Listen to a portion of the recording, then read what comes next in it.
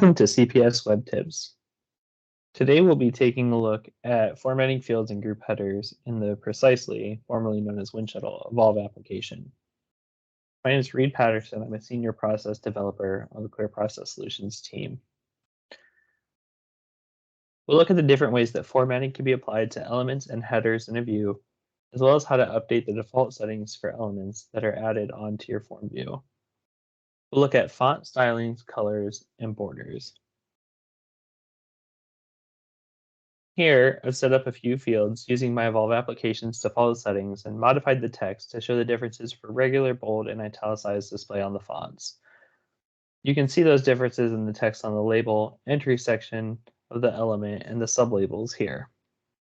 As we look through the font selection, you'll notice that there are a few less than what you'd see in your Microsoft Office products, but we have plenty here to work with.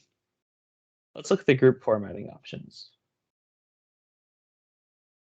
When you select the header of a group, you'll notice that the label and label background colors across the top will display the current group settings.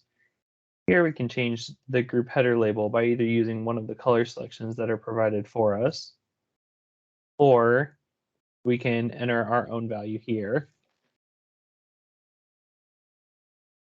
and click the Choose button to apply that setting. You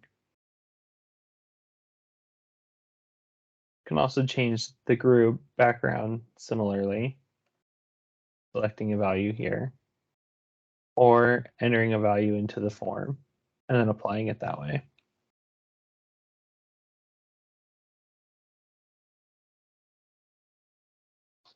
We can also set the background colors and borders of the group by navigating to the bottom of the properties when the group is selected. And we'll see the group styles here. We have border width, style, color, and background color.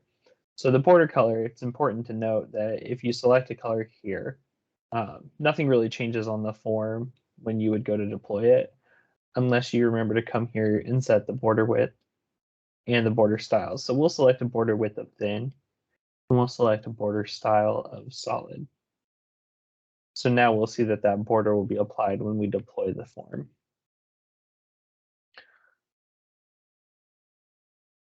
Next, I'll take my current default background and change it to a light blue here. Notice that this group background color becomes the background for all the fields and labels, unless there's a set value that would override that on the label itself. So here in this field, you'll see I have the white background that's overriding that light blue property.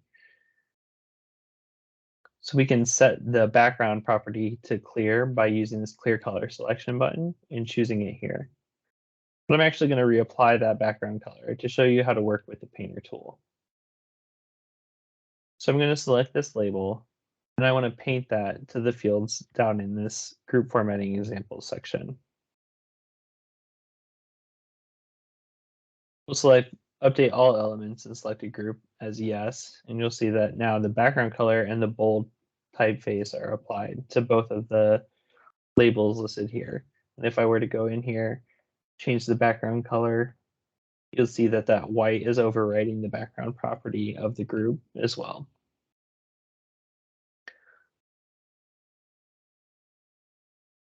When working with the painter tool, it's important to know the source field standard settings must have been modified for that selection to apply to the target field.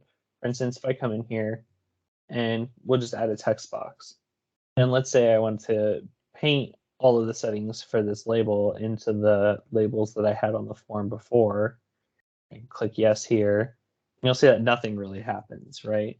But if I modify the text color and modify it back to what it was, if I change it to bold and remove the bold, italic and remove the italic, and so on, I'm setting and modifying those settings here. Now when I select the painter, it'll apply all the settings that I've modified to the field labels. Notice I hadn't changed the background color, so that white background is still applied because I had not previously modified the background color on this field. So there's some important things just to keep in mind when you're using the painter tool, that whatever you're trying to paint must have actually been changed from whatever the default was.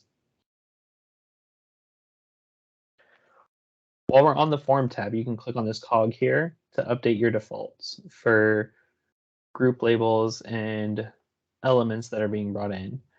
Now we've gone through and modified some of the settings here.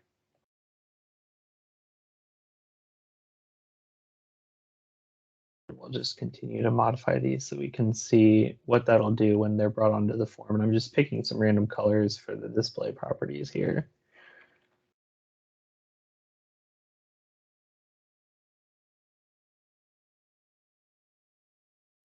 We can also change show sublabels by default, so sublabels won't come on. We'll leave that to true so you can see what the standard formatting changes it to. And then let's click save here. And you'll see how the defaults have been updated for anything that I hadn't previously touched. Any set standards have stayed in place and have not been overridden by the default standings there.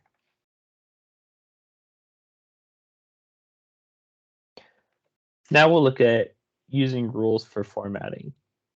In this field, I've set a rule to change the background color if there's no text listed here. So we'll look at how that will work.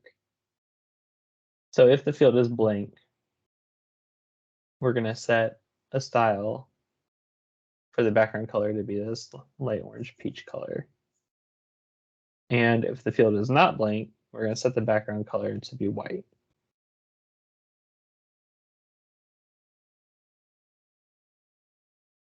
And we'll see what that looks like once we deploy the form.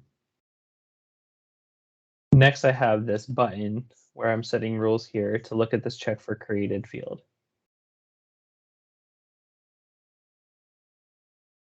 Here we'll format the background to green and the text to black if the word created is contained in the form. We also have the bold selection for the font. And then here, we're changing the background color to red and the text color to white, and we're setting bold and italic for the font. And then in this last rule for the form field, we have the formatting being cleared if the value is blank. Okay. So we either have green, black, or blank background based on what's entered in the form. Similarly, I've created a JavaScript rule for this repeating table, and I've entered a custom rule to apply that here. So we'll go to the Solution tab, navigate to the JavaScript code section, and you'll see that function written out here. So we declare a row count for each of the records that are in that repeating table, and then we get the value, and then we also get the XPath because we'll need the XPath down here to set the styles, and we'll need the get value here to do some basic checking on it. So if the field has the word modified in it, then we're going to set these, bold, changing the color for the background and changing the color for the font. The check field is blank. We're going to go through and we're going to clear all formatting. Otherwise, so if it contains text but not the word modified, we're going to make it bold and italic with different font color and background settings. So let's deploy this form, and we'll take a look at what that looks like in action.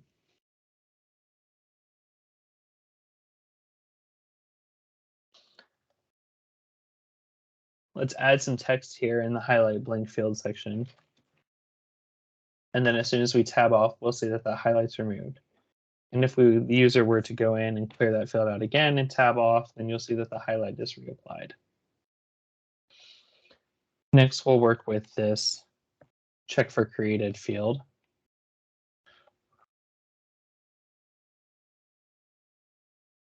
So we'll click check field content after entering our information, and you'll see the red highlight without the word created in it.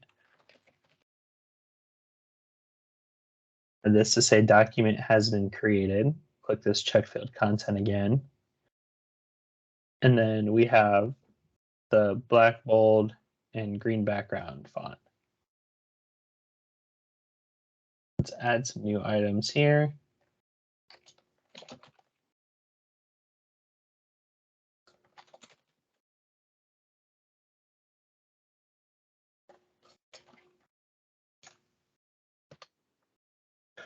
you can see that as long as the word modified is found here, that the green background is applied with the black font. And if it's not found, then we have the white bold italic font with a red background.